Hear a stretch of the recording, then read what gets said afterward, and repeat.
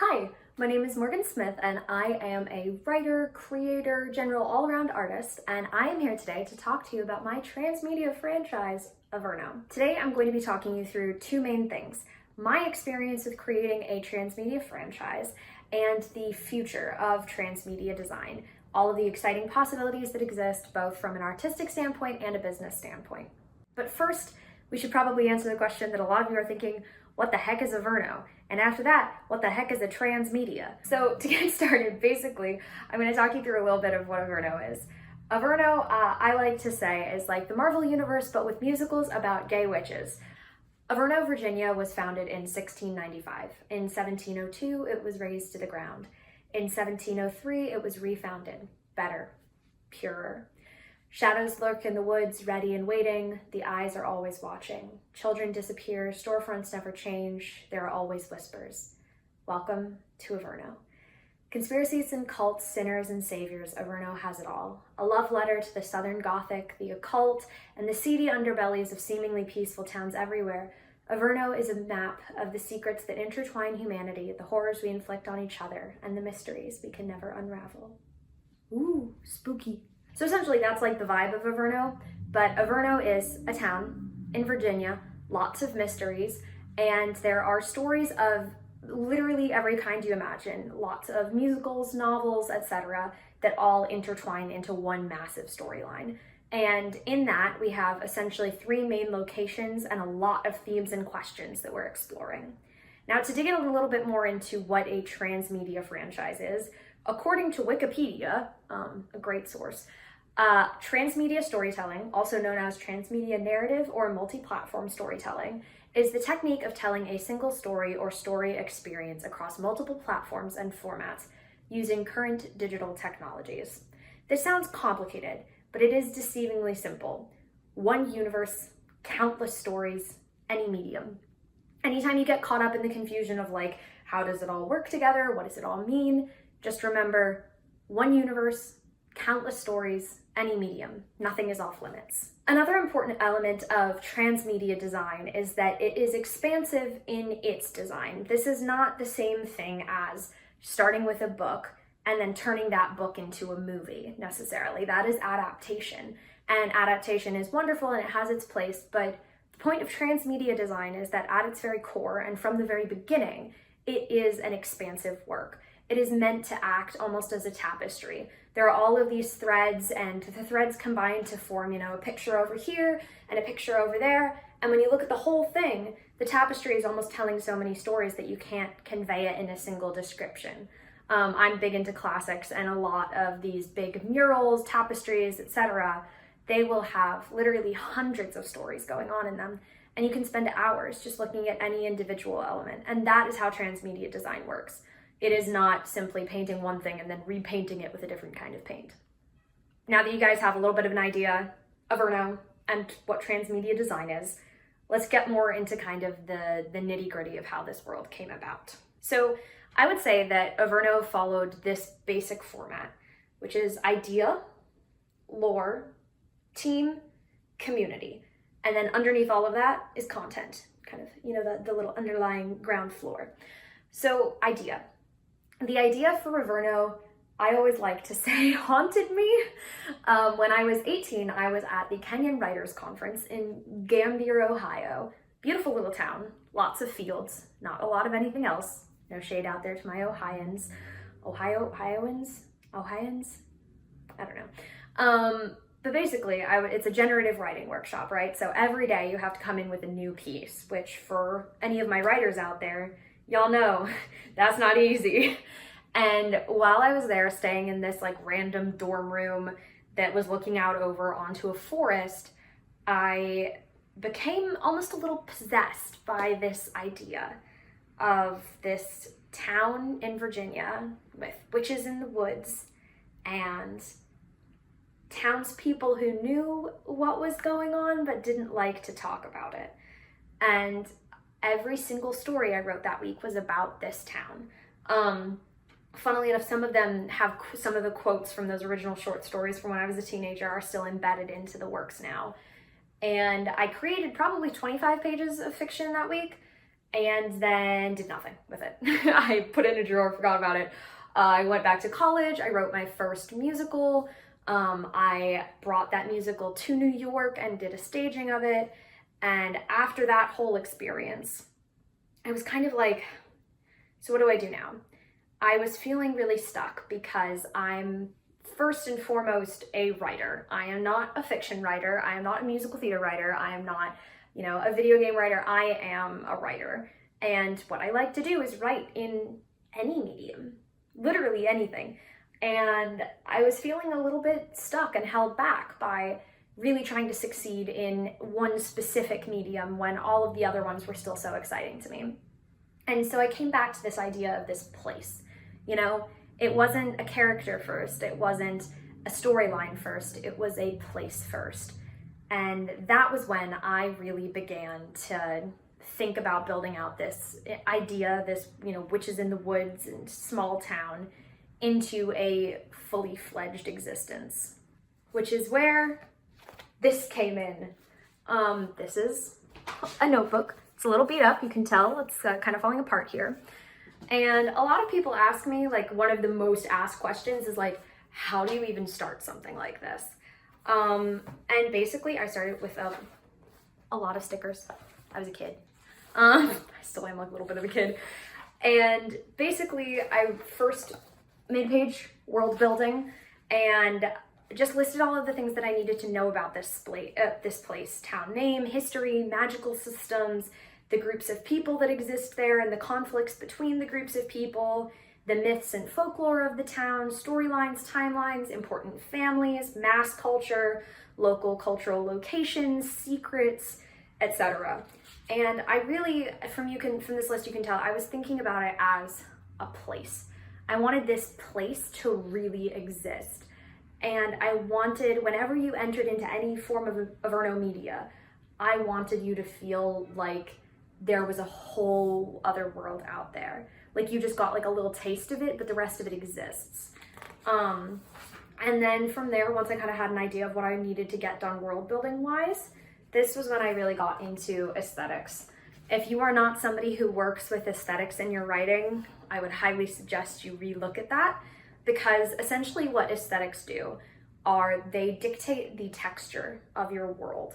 And so I made a list of things, American Horror Story Coven, We Have Always Lived in the Castle, Sabrina, the new TV show, American Gods, the general Southern Gothic aesthetic, Twilight Zone, Roanoke, Stephen King, especially It, all of the world building that went into Derry, Night Vale, Twin Peaks, The Witch, the A24 horror movie, Bridge to Terabithia, all of these things they're all from different mediums. Some of those are musicals, some of those are TV shows, some of those are novels, and they all kind of captured the texture that I wanted to really get into Averno.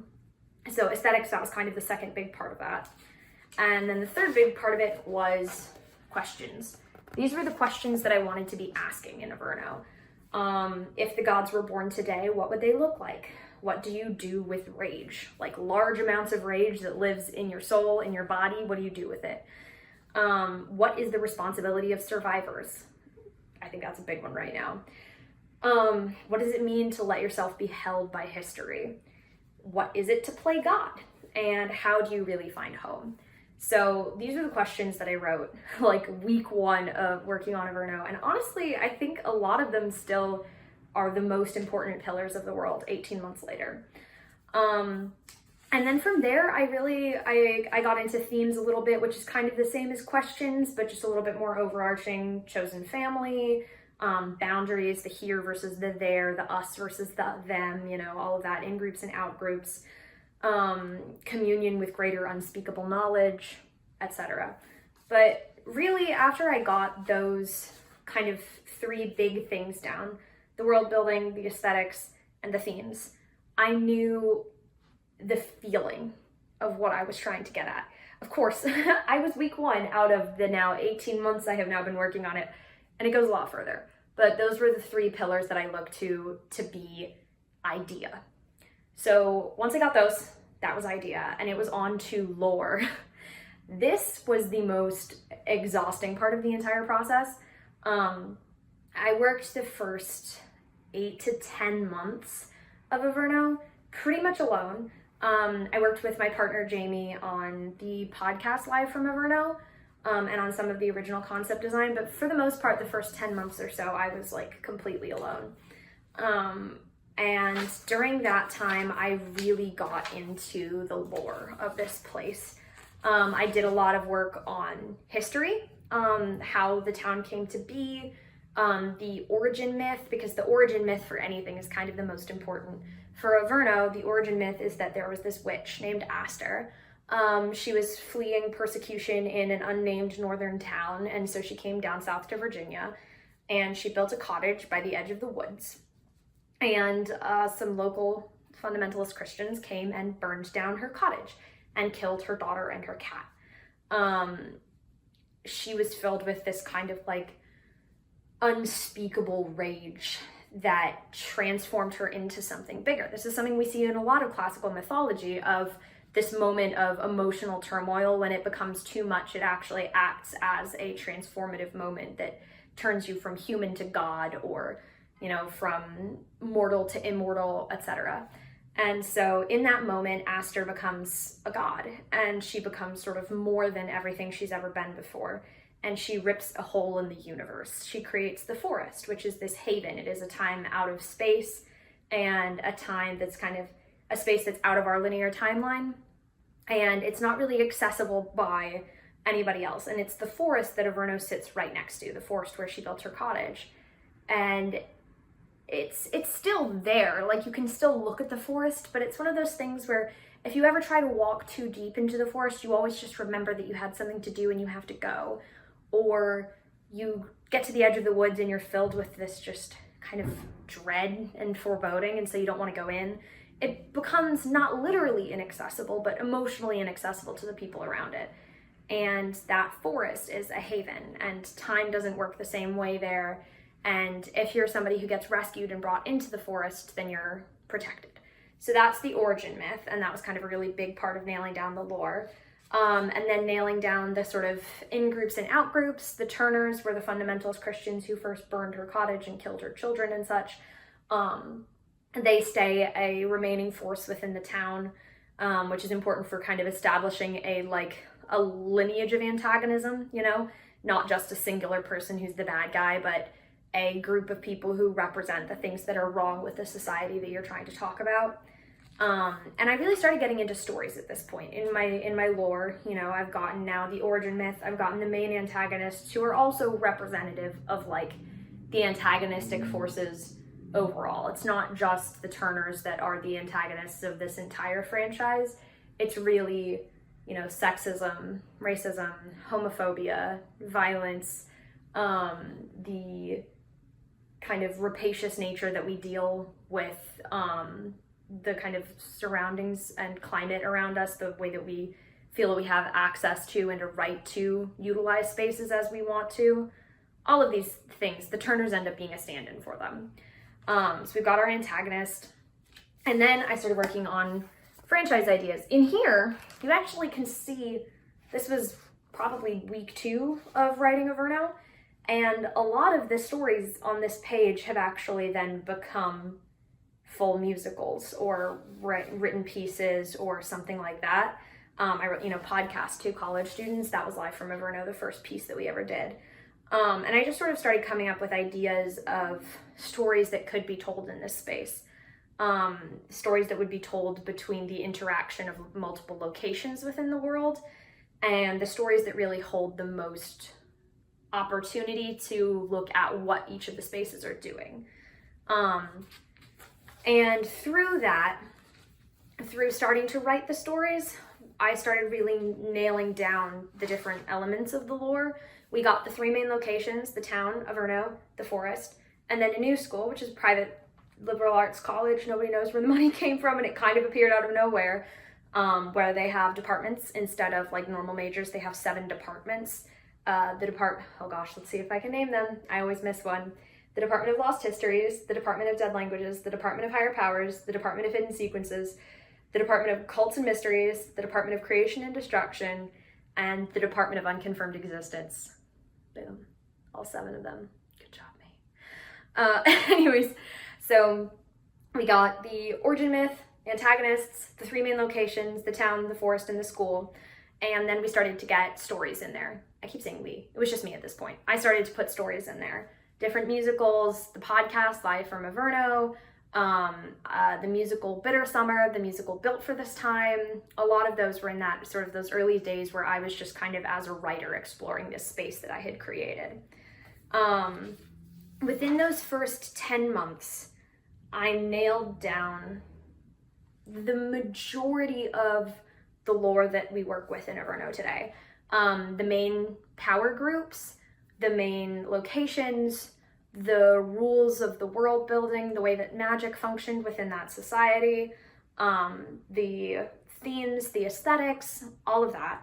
And so when I really felt like I had a solid grasp on how the world worked, and I had filled up an entire notebook worth of stuff, that was when I decided I needed a team. I had been working for about 10 months on this, and it was a lot to hold my head. My noggin, it was so full.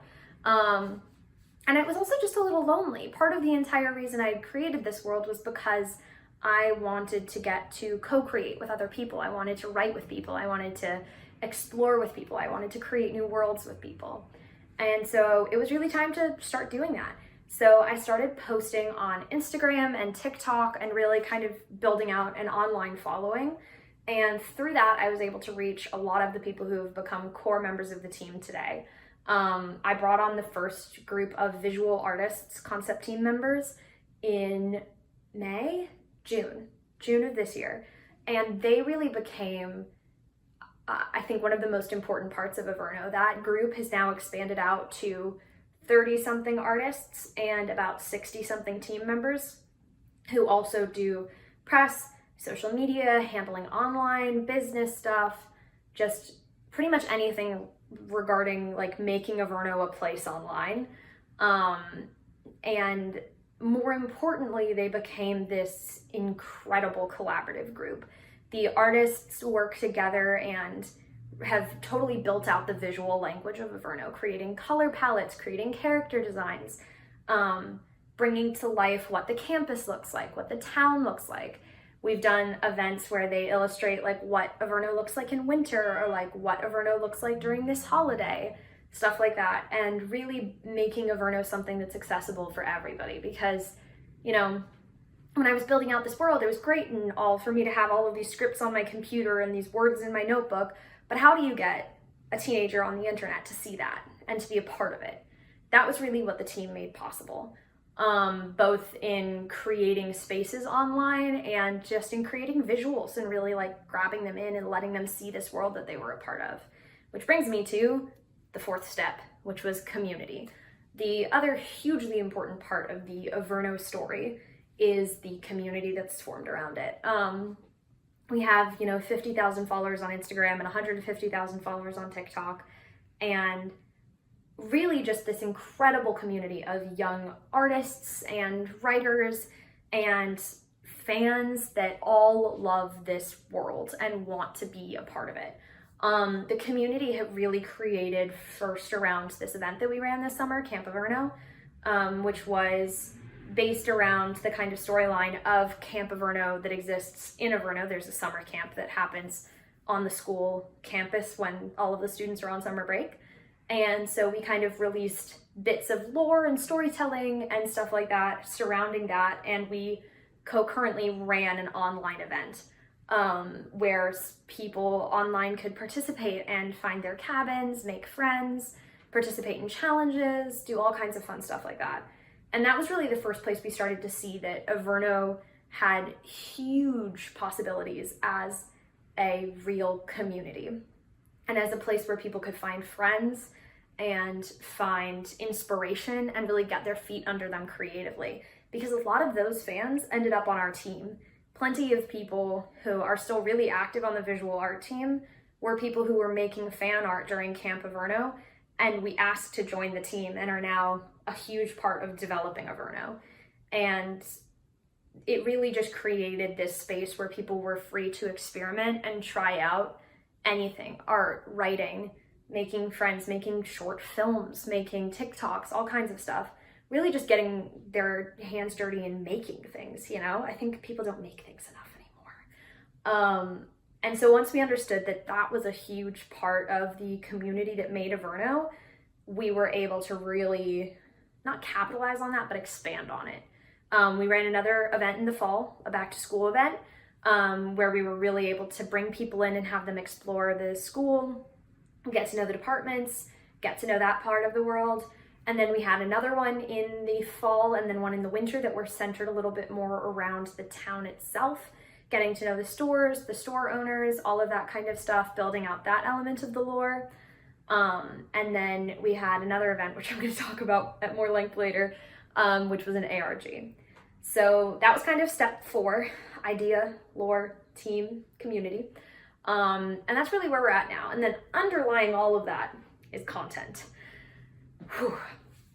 So the content, there's a lot of it.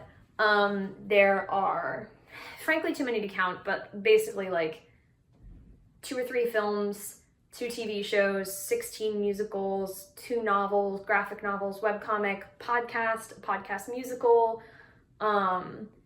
There was an ARG, concept albums. Frankly, pretty much anything you can imagine, we have already written or are currently writing. And content creation is, for me, the most exciting part of this. I aim to write usually 2 full-length pieces of content monthly. So a novel, musical, podcast, etc. I try to do 2 a month. Because really, I'm somebody who needs to write to learn. I'm very theory-based, but I'm also a lot more just practice-based. So for me, part of the joy of Averno is getting to be a part of that constant creation.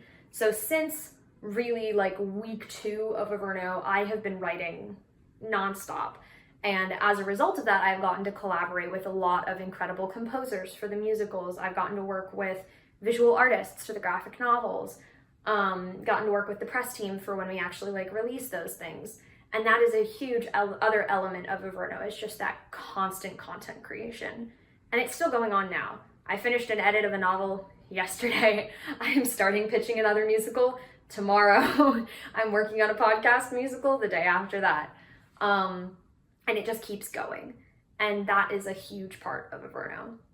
Okay, so now that we've had a bit of a rundown of how I got here and what the process of just building Averno looked like, I want to talk a little bit more about transmedia in action. I think that it's a word that I throw around a lot. People don't always know what it means, or even if you've gotten the definition, you know, transmedia storytelling is employing multimedia narratives, blah, blah, blah. You're not exactly going to understand how it works when you're live on the ground. So I want to talk about a couple of main things. First off, Live from Averno. Live from Averno was the first piece of content ever released for Averno. It is a podcast, and it is a true crime fictional theater podcast. So basically, it is fiction. Nobody has died, don't worry. But it is from the point of view of 2 college students, Will and Quinn, who live in Averno and go to a new school, investigating the disappearance of the mayor, James Turner.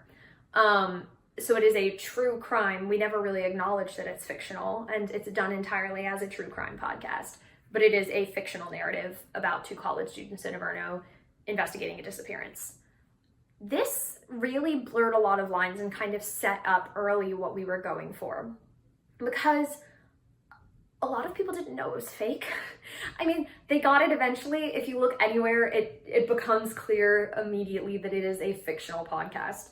However, because the entire thing is done in character, and because we ask audience members to send in their thoughts about what we should investigate, the things that we should be looking into, all of that kind of stuff, it does really blur the lines, especially because it's done kind of in real time. It's released during the school year while Will and Quinn are at school. And we do take audience participation and we write storylines around it. So if you find this podcast out of nowhere, you turn it on, you start listening to it, you hear these 2 college students talking about weird stuff that's happening in their town. It's kind of, you know, crappy homemade vibes. It was recorded on a Snowball mic on our floor. So it does sound real. And then you see people sending in their questions and then them going on these adventures to try to find out what's happening. And it really does kind of tread this thin line between fiction and reality. And I think that really set the bar early for what kind of stuff that we were going for. And that led into the ARG. So, an ARG, alternate reality game. I'm gonna hit you with another Wikipedia definition so we can get our feet under us a little bit. An alternate reality game, ARG, is an interactive, networked narrative that uses the real world as a platform and employs transmedia storytelling to deliver a story that may be altered by players' ideas or actions. The form is defined by intense player involvement with a story that takes place in real time and evolves according to players' responses. Subsequently, it is shaped by characters that are actively controlled by the game's designers, as opposed to being controlled by an AI, as in a computer or console video game. Players interact directly with characters in the game, solve plot-based challenges and puzzles, and collaborate as a community to analyze the story and coordinate real-life and online activities. ARGs generally use multimedia such as telephones, emails, and mail, but rely on the internet as a central binding medium. So, kind of like a video game, except the platform is the whole internet, and instead of it being programmed characters that you interact with, it's actors playing characters. It's kind of a oversimplified version, and my ARG wing nuts out there are going to be mad at me, but that's kind of like the base level interaction. So, we decided to run an Everno ARG this past winter, and it was probably the coolest thing I've ever gotten to do with Everno. It was called the Find Averno ARG. We started releasing kind of spooky stuff in the lead up to it, being like, are you ready to find Averno? All this kind of stuff. And then on the day after Christmas this past year, we began the game. The premise. There is an Averno fan named Kennedy who is obsessed with finding Averno. They are, in our world, real, and they believe that Averno genuinely exists, and they become obsessed with how to get there via quantum physics, via literary theory, all kinds of stuff like that. And on December 25th, they go missing, and it is presumed that they have attempted to get to Averno. What you have is their social media posts leading up to going missing, and then their social media interactions with their two friends, Echo and Alice. Echo and Alice are both played by actors, as is Kennedy. I was one of the people playing Kennedy. No real teenagers were harmed in the making of this game. And they had been having online interactions spanning all the way back to August. So you actually have about 5 months of content between the three of them to go back through and try to kind of pull apart this narrative of what's happened. While you're doing that, you are also solving puzzles constantly. Within the first 10 minutes of the ARG being launched, there was a Discord server for it, and about 4,000 people ended up in it eventually, working together to solve this game. Puzzles ranged from words hidden in documents, all kinds of math stuff that I'm frankly not qualified to speak on, but was very cool. A lot of physics puzzles and hidden pages within pages, images that were encrypted into other images, and basically there were somewhere around probably 300 clues in total that people found over the course of this 7 days of gameplay. They were hidden all over the internet. And to push this theme further of essentially the reality getting blurred between our world and Averno, they were all hidden on websites from Averno. So the website for Dolores' Pie Shop, you could find something if you tried to order a pie. Al's Grocery Store, the Averno Public Library, all of that kind of stuff. And so what it really felt like as you were playing the game is that you're getting closer and closer to Averno via finding these social media posts, these websites, these coupons and flyers and stuff that seem to have come directly from Averno, while simultaneously you are finding diary entries from Kennedy that were written by me and a couple of other team members, poetry written by other team members, all kinds of stuff like that. And you are watching Kennedy's mental state deteriorate in real time, as well as reading Kennedy's notes that they have taken in their physics class. that seem to be detailing, as we get closer and closer to the end of it, a plan to get to Averno, a way that you can get there essentially. And by the end of it, 300 clues in 7 days and hundreds of hours of phone calls later, what the game players discovered is that Kennedy had essentially found a way to like break physics. It works, but I'm not good enough at physics to explain it.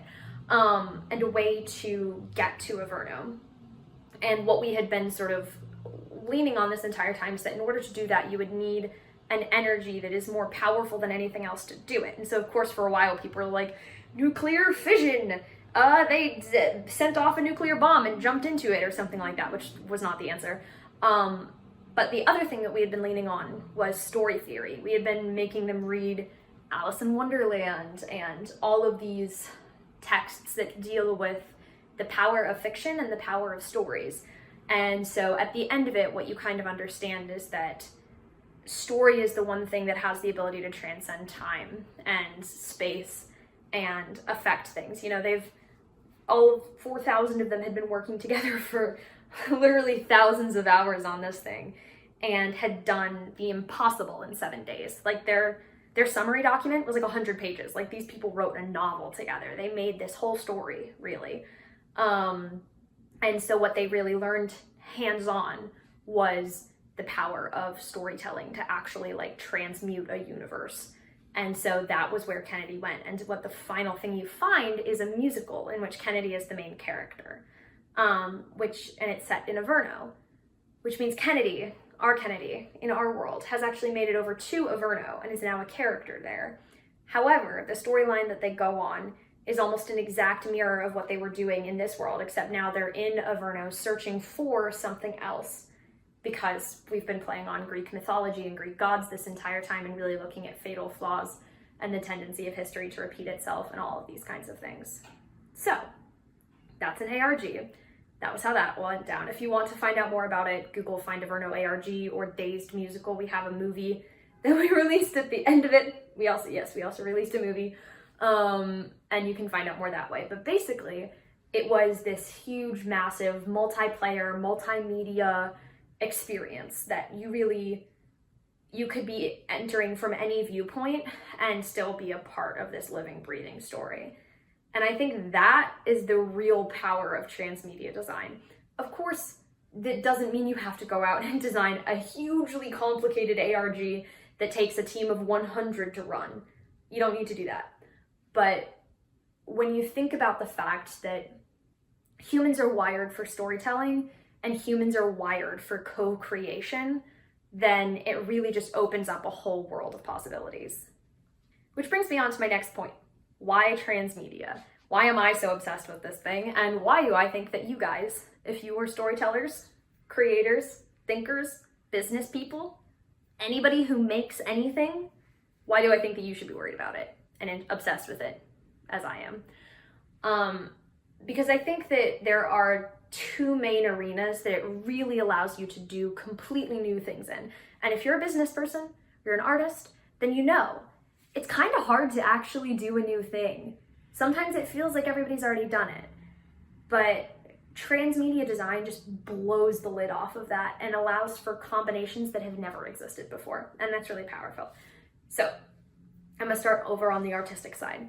So from the artistic creation standpoint, one of the most powerful things that you can do in storytelling, I think, is really push at deep questions and not give people like an easy answer at the end of it that you can explain away in one kind of old adage and be like, love always wins, or, you know, something like that. I'm talking like the complicated, gut-wrenching questions where you finish a book or a movie and you're like, man, I don't know what to think about all of that. But then you go and think about it, and you think about it that day, and you think about it the next day, and you reread it a year later, and you reread it a decade later, and every time you get something new out of it, those are the kinds of questions I'm talking about. And what makes those accessible and what makes those possible to convey in storytelling is when you're able to access a huge vocabulary And I don't just mean big words. I don't mean you need to like pull out your dictionary and be like, mellifluous. I mean that we need to be able to access a huge shared vocabulary of emotion and inside jokes and stuff like that. Like, you know, think about talking to your friends, siblings, partners, etc. The people who have seen the same things as you, who love the same stories as you do, who love the same music that you do. You have a shared vocabulary. You can reference characters, stories, places, etc. And it means that you're able to reach a much deeper point in your conversation sometimes because you have this shared breadth of knowledge to pull on. What you're able to do with transmedia storytelling is that you're able to access all of that within a singular medium. Because this is assuming that the people who are consuming your media do actually consume multiple pieces of media.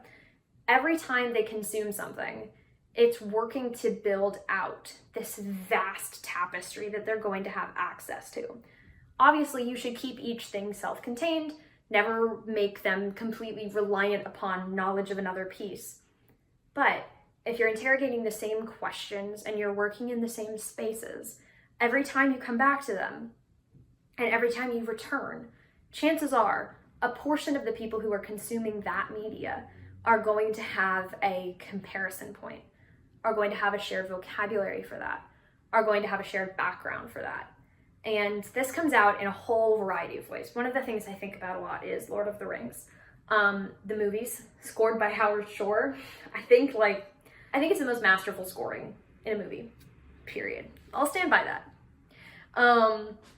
Because what Howard Shore does is create this vast dictionary of themes. And, you know, you have the theme of the Rohirrim, and you have the Shire theme, the Shire theme, for example, like you get it a lot in the first movie while they're there. It's what they open the whole story with. And then, you know, spoiler alert if you haven't read or seen Lord of the Rings, at the end of all things, like after they've destroyed the ring and they've made it all this way and they really are fully on top of that volcano thinking that they're about to die, Frodo starts talking about the Shire again. And the Shire theme plays while there's fireballs and he's missing a finger. It's brutal and it's millions of miles away from where they were in the beginning. And you just get chills because with that musical theme, you then pull back the image of them in the Shire in the beginning. Every time that Sam has talked about the Shire trying to comfort Frodo while they're on this journey, every time that they've thought back to it. And it really takes this whole thing and it reminds you in this moment, this pinnacle climactic, heartbreaking moment, why they did it. And it happens again and again in that whole movie with the different themes and the introduction of the different themes. You know, the theme of the Grey Havens, it comes up the first time when Gandalf is talking to Pippin about death. And it creates this vocabulary of moments and of sort of ruminations on different themes, and it allows you to have the layer of what's happening in front of you, physically what you're looking at, what's happening in the scripting, and then beneath that you're able to put this thing, and that little thing, even if it's just a single musical refrain, suddenly does so much work because it brings back everything you've seen in the previous 12 hours if you're watching the extended edition, and brings it right to the surface again. This is exactly what you're able to do in transmedia design because, Lord of the Rings is kind of a special example because, most of us don't get to write trilogies of movies that are 4.5 hours long. Normally you got an hour and a half, you're one and done, and that's all you got. But when you have a transmedia thing, any piece of media within it, then you are able to pull back those themes that have appeared in other locations, musically, repeated words, repeated palettes, repeated images, repeated moments from a song, any of these things. And now you're not only pulling on your Lord of the Rings, the first 3 movies, you're pulling on this whole world. You're pulling on the novels, the musicals, the TV shows, the movies, all of that kind of stuff. And so now you can have a movie that nobody's seen before, completely new characters, who knows? But you're able to drop in a word or a piece of music or an image, and suddenly you're pulling on anything else in this whole pool because you have got this massive breadth of shared vocabulary. The other thing this shared vocabulary does is you can really get this inside joke phenomenon. You know, the easiest way to make a group of people feel connected, make them change from sort of just a disparate group of human beings to an in-group versus the rest of the world as an out-group, is the inside joke phenomenon. And, you know, have you ever been like out drinking with a group of people and something funny happens? And, you know, you can all just say like, pink couch or something, and you're like, oh, wow, look, we have a shared experience. We're a group now. That is something that people pull on in screenwriting often. You know, in Lord of the Rings, they have the bit back and forth of Legolas and Gimli about, you know, how many have you killed, like 42, 43, that whole thing. And they pull it back again and again. And it makes you as an audience member feel included because you're like, oh, I remember the first time that happened and I can see the change in their character. Cool. I've been here. I've been around, you know? And you're able to do that as well for a transmedia franchise such as Averno, because then you get the inside group joke phenomenon thing for the whole world. For instance, in Averno, one of the running jokes is DUE, the Department of Unconfirmed Existence, is a mess. They're very chaotic. They're, you know, cryptid hunters, deep sea explorers. They believe in aliens. Like, there's a lot going on there. And their existence has become a shared joke within the fandom. Like, you can just say like DUE and people are like, whew, oh Lord, hide the Mountain Dew, am I right? And it just creates this group of people who have shared experience there. And then you expand that across the entire thing, across the whole world. And you're able to have so many experiences that repeat and are funny and pull people into this world and make them feel like a really big part of it, you know? And then the final thing that I think you can really do is this language of theme. You know, in any great franchise, there is a question or a set of questions really that you're interrogating. But I think often you can only get at them from a very one-note perspective, because there is a way that you can interrogate a question in a movie. There's a way that you can do it in a musical. There's a way you can do it in a novel. They don't always translate, and you're not going to feel the same coming out of them. And what you're able to do with a transmedia franchise is you're able to get a much wider look at a question than you ever are anywhere else. And it pulls on this, you know, what we've been talking about, the shared vocabulary, and allows you to open up a much wider interrogation of it. And it also allows you to get at a much more nuanced take. You know, I'm a college student, and so my professors are always pushing me and being like, what is, like, you know, your thesis? Like, really get a nuance in there, like get specificity in the way that you're thinking about it. And when you're able to take a question and look at it from literally, you know, tens, hundreds of different perspectives and different ruminations and different storylines, you're going to get a much more nuanced take on it. And the more I get into Verno, the more I'm like, I don't know anything. Like, you know, when I was 6 months in, I was like, man, I really feel like I figured out a lot. And now I'm a year and a half in, and I'm like, man, I know nothing at all. And I think that's really the value in creating something like this, in using transmedia design, is that you're able to dig so much deeper on these questions. You are able to push art to a whole new realm. And that is really valuable and really powerful. Now, the business side of things. Anybody who has tried to sell an original story knows that at some point somebody's going to be like, it's just so hard to sell an original. People want name brand recognition. And what you're able to do with a transmedia franchise is immediately build name brand recognition, you know, because you don't just have one novel. You know, you're not waiting on your novel series to become hugely successful so that you can launch a film franchise. Each thing builds, and we get the snowball effect. You know, you do your cute little snowball, and for us it was like, you know, an EP with our little snowball, and we let it go. And it started rolling down the hill, and people were like, wow, I really like these 3 songs. And we were like, great, you know, one of the songs on there is on a full-length musical album. It's going to come out. And then that came out and people were like, whoa, holy guacamole, I love this. And now it was a big snowball. You know, we got like a basketball type deal rolling down the hill. And we were like, wow, well, if you liked that, guess what? That character in this other thing, here's some content about them. Snowball gets bigger. Like that thing, you want some more stuff about that school? Well, here's a whole musical set at the school. Snowball gets bigger.